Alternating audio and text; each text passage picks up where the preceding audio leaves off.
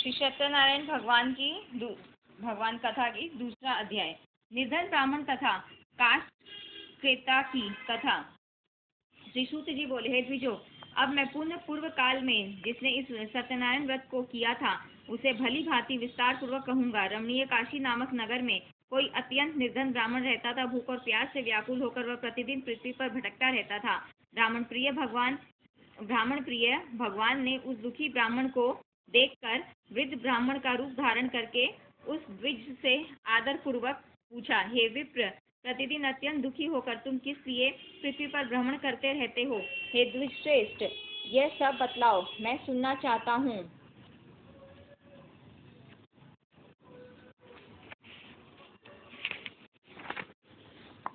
ब्राह्मण बोला, प्रभो, मैं अत्यंत दरिद्र ब्राह्मण हूँ और भिक्षा के लिए ही पृथ्वी पर घूमा करता हूँ।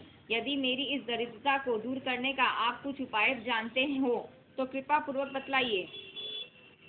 विद ब्राह्मण ने कहा, हे ब्राह्मण देव, सत्यनारायण भगवान विष्णु अभीष्ट फल को देने वाले हैं।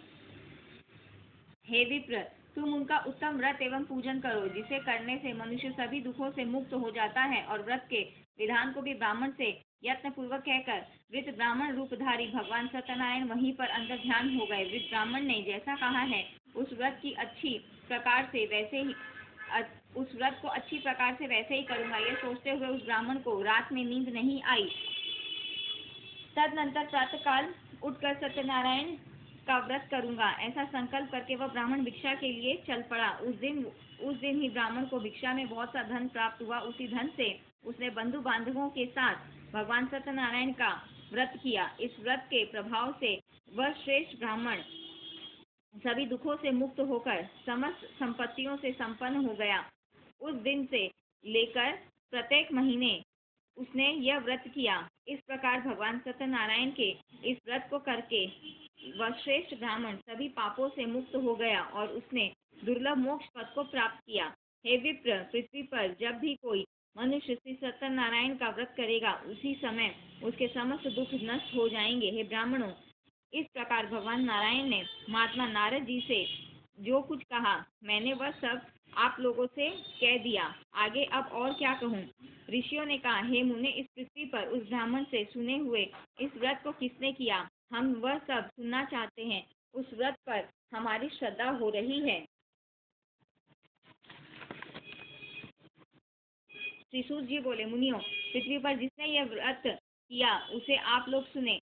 एक बार वह द्विजश्रेष्ठ अपनी धन संपत्ति के अनुसार बंधु बांधवों तथा पारिवारिक जनों के साथ व्रत करने के लिए उद्यत हुआ। इसी बीच एक लकड़हारा वहां आया और लकड़ी बाहर रखकर उस ब्राह्मण के घर गया। प्यास से व्याकुल वह उस ब्राह्मण को व्रत करता हुआ देख प्रणाम करके उससे बोला, प्रभो, आप यह क्या कर रहे हैं? इसके करने से किस फल की प्राप्ति होती है? विस्तार पूर्वक मुझसे कहिए। विप्र ने कहा, यह सत्यनारायण का व्रत है जो सभी मनोरथों को प्रदान करने वाला है।